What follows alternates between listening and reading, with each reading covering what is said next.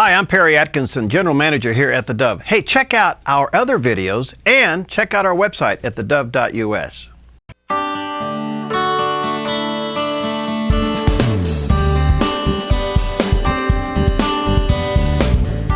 Welcome to Focus Today. I'm your host, Perry Atkinson, and what a delight to have with us today Erich Pratt. He serves as the Director of Communications for the Gun Owners Association of America, graduate from Regent University, and been with GOA since 1990. And we're here to talk to him about a lot of things, but in particular the similarities of what happened in Texas over the cartoon demonstration and what happened in Paris when the newspaper during their publication of a cartoon of Muhammad, and the similarities of both of those events.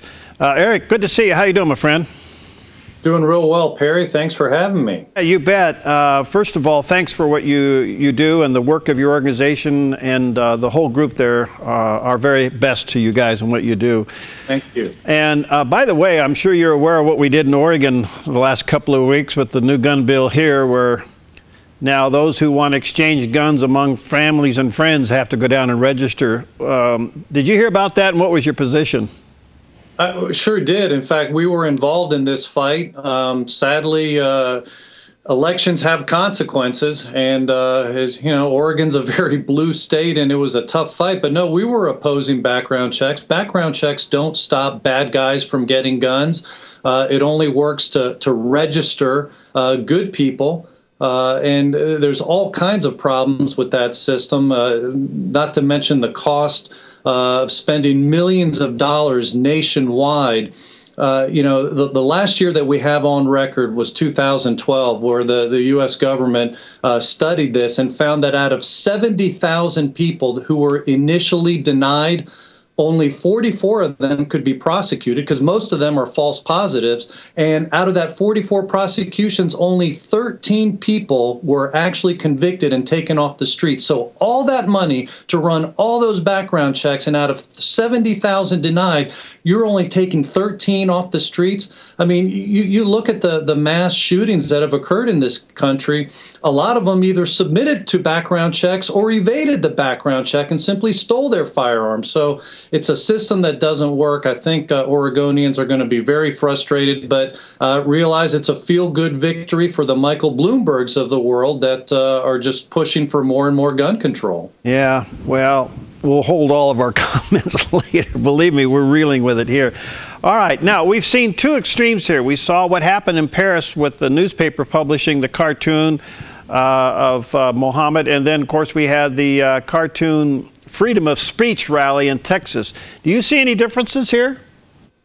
Oh, absolutely. Texas put on a clinic for how you're supposed to stop terrorism, whereas at the Charlie Hebdo publication, sadly, you know, they there in France have the gun control laws that the Michael Bloombergs of the world can only dream of. I mean, they have background checks, they have licensing, they banned the firearms, by the way, that the terrorists used last January. And yet when you look at these two events, in Texas, it was over in 15 seconds with both of the terrorists being shot and killed by a good guy with a gun, a cop who had a gun on him, used it to stop these terrorists. Whereas in France, you had the unarmed cops fleeing the scene. You actually had an unarmed cop who sadly was gunned down, a lot of unarmed victims who were gunned down as well.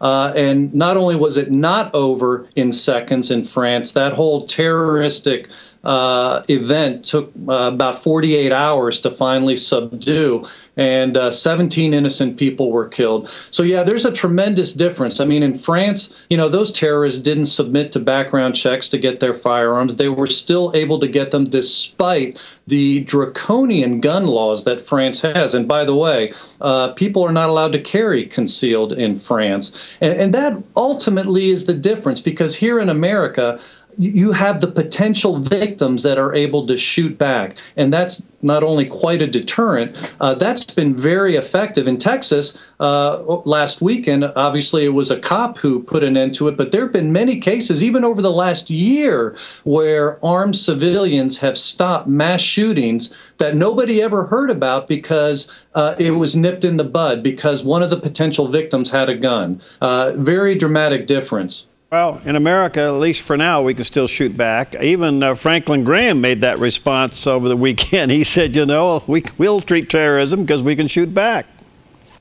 He did. I was very happy to see him say that. And, we've seen many examples of this. About a year ago, almost a year ago, there was a doctor in Darby, Pennsylvania, who used his gun to stop a patient who, by the way, had taken his gun into a gun-free zone. The hospital there said no guns are allowed. Of course, that didn't stop the bad guy from carrying his gun in there, and he started shooting people there in the hospital. Thankfully, there was a concealed carry holder, a doctor, who was able to stop him. Police said he saved countless lives, and the list goes on and on. There was a Oklahoma beheading, I'm sure you remember, where one woman was sadly beheaded, but the owner of that food distribution plant was able to rescue another woman who was about to be beheaded, and he prevented a much greater slaughter from occurring. And even on into this year, I mean, just recently, we've seen mass shootings that were stopped because there were people at the scene of a crime who had guns. In Philadelphia, an argument led to a guy pulling out his gun and trying to kill people, including children, in a Philadelphia barbershop. Thankfully, there was a concealed carry holder who had just walked in at that moment, pulled his gun, shot the guy, killed him, and as a result, police said that countless lives, again, that this guy saved a lot of lives by doing this. In Chicago, there was an Uber driver, of all things, who, seeing a guy that was firing into a crowd of people, he hopped out of his, quote-unquote cab and shot the guy, stopped the attack. So these kind of things are happening all the time. It's not just cops like we see down in Texas. It's armed civilians that are stopping these occurrences. But that's what was missing in France. Sadly, they've turned the entire nation into a bunch of sheep, and even the sheepdogs they've neutered, by many of them not being allowed to carry firearms. And so as a result, the wolves have a heyday.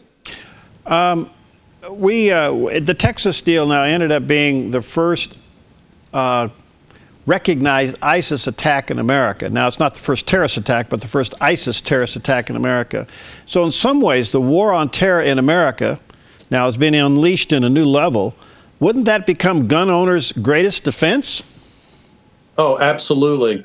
That is the only way that you're going to stop this, because terrorists are notorious for showing up at a scene, gunning down a bunch of people, and then they, run back into the woods type of scenario. But what happened in Texas is textbook for how you deal with this. And yeah, we're hearing all kinds of accounts that reports perhaps there's a training base in northern Mexico, just a few miles from our southern border. Don't know if that's true, but we've heard reports of that. ISIS is claiming that they have already 100 soldiers and that they're recruiting thousands more. And there have been all kinds of reports of Middle Eastern people who are coming across our southern border, some who've been apprehended and handed over to the FBI, and it becomes classified at that point, which tells you that these aren't just ordinary people looking for a job here. So I think that should be of concern to people on the one hand. On the other hand, I think it's just a reminder that people need to exercise their right to keep and bear arms. And, the more and more that people are carrying, we've actually seen violent crime rates dropping. Is very interesting. Just in the last 5 years, the number of concealed carry permit holders has doubled in this country, and yet at the same time, the gun murder rate has dropped 12%. So we're literally seeing more guns, less crime, and that approach is the death knell to terrorists. They can't deal with that. Eric, the other thing that happened in Texas was, in a very short time, and that whole incident was over in a matter of minutes, but here is a classic display of the First and Second Amendment together. Yes.